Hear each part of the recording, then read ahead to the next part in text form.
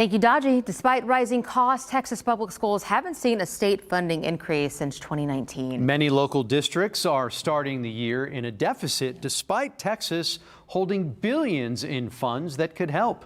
KPRC2's Candace Burns explains how this is essentially pushing schools to the brink. Candace. Yeah, that's right, Andy and Lisa. Legislative gridlock is keeping that money from reaching classrooms, and the delay could force many districts to turn to their communities, meaning you, the taxpayer, for more money. We're not a victim. We're doing the best we can with what we got. Alief ISD's Deputy Superintendent Charles Woods has dedicated 31 years to the district, driven by a strong sense of purpose. I feel like the kids that we serve are some of the most needy and deserving, and so it feels good to stay here. Alief has 39,000 students and nearly 6,000 employees, half of whom are teachers. The district has been tightening its budget despite declining enrollment, the end of federal COVID relief funds, and other funding challenges. Current budget cycle is extremely difficult. Trying to live within our means as we had to shrink our staff. We've been shrinking our staff, trying to maintain. It's not mismanagement by schools.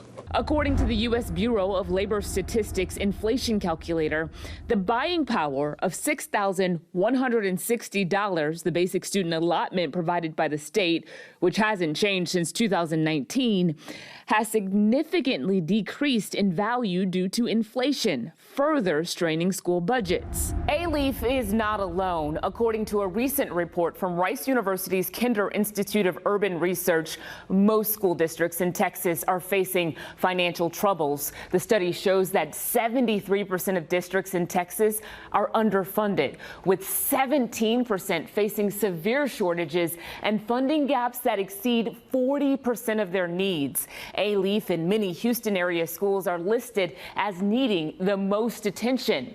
And there are billions of dollars in state funding available to help relieve the mounting pressure on districts, but that money is stuck in Austin. More than $4 billion that were actually allocated to schools not being used because our governor threw a temper tantrum. Zeph Capo is the president of the Texas American Federation of Teachers. The governor and the Senate insisted that schools would get no new dollars, teachers would not get raises, students would not get new funding if they didn't get their way on vouchers. And that is why we have such a tremendous problem. Every 2 years, lawmakers meet to decide school funding. But in 2023, they left without an agreement. Governor Abbott's push for a voucher program, which would divert public funds to private schools, faced strong opposition. We want to make sure that our fellow Texans understand. And as a result, districts are starting the school year short on cash. My personal opinion, that can't help but feel a little cruel. With state funds tied up and no clear solution in sight, districts like Alief are left with few options. Community support may be their only lifeline as they continue to advocate for resources that they need. Well, the only lever we have to pull is we can ask the voters for an increase in funding. Taxpayers shouldn't have to do that at this point in time, but we have to fight for our kids and ask them if there's any way that they could see their way to pass that. If the state doesn't step in and do something, could some school districts be at risk of just not existing anymore? Absolutely. Absolutely. The elections have consequences, and people got to start voting.